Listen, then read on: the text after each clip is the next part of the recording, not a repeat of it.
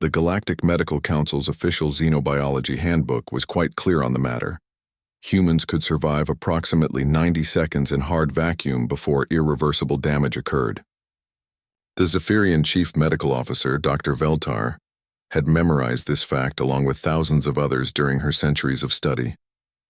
She'd treated dozens of species for void exposure, and the human's tolerance was remarkably average, better than the fragile crystalline chorus, worse than the hardy molten folk, which made absolutely no sense when she watched Commander Sarah Chen walk calmly back into Docking Bay 7 after 10 minutes and 37 seconds of direct void exposure.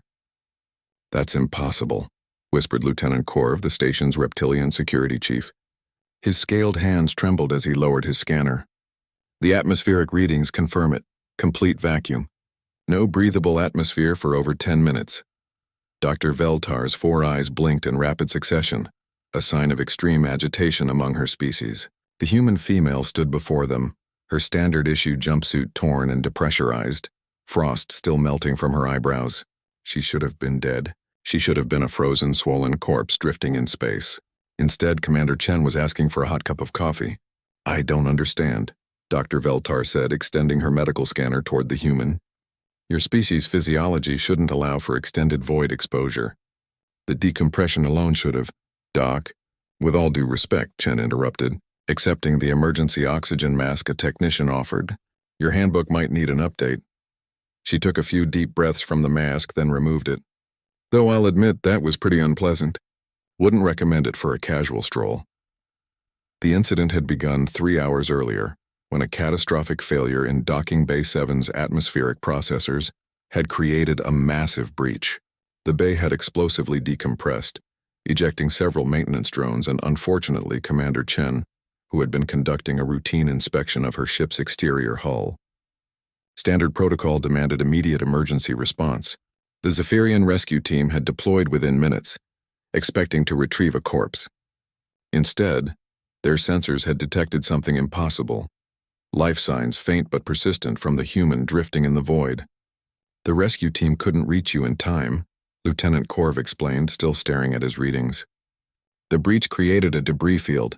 It took us nearly 11 minutes to clear a safe path." Chen shrugged, a gesture that made Dr. Veltar's translator unit emit a confused chirp. "I figured.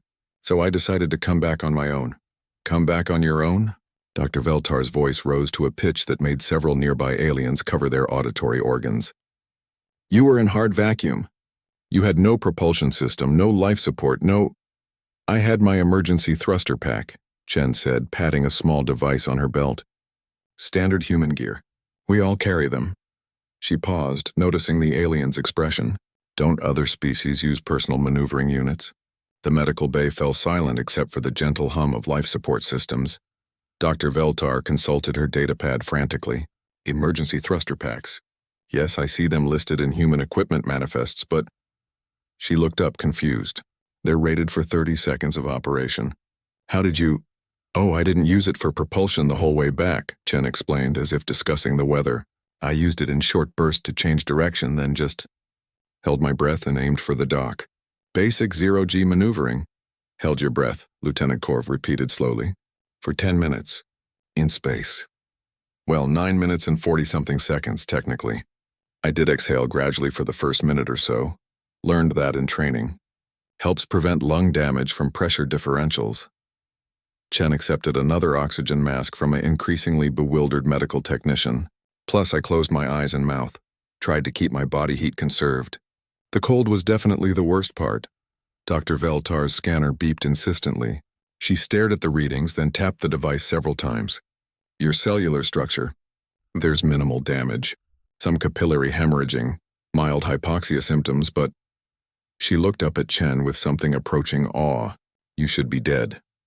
"Yeah, I got that impression," Chen said dryly. "But human emergency training is pretty comprehensive. We learn to handle vacuum exposure during our basic space certification. Most of us can manage 2, maybe 3 minutes if we're prepared for it. I guess the adrenaline helped me push it a bit further." "A bit further?" Lieutenant Korv's scales were now shifting color rapidly, a sign of extreme agitation. "Commander, you just survived 10 times longer than our medical databases indicate is possible for your species."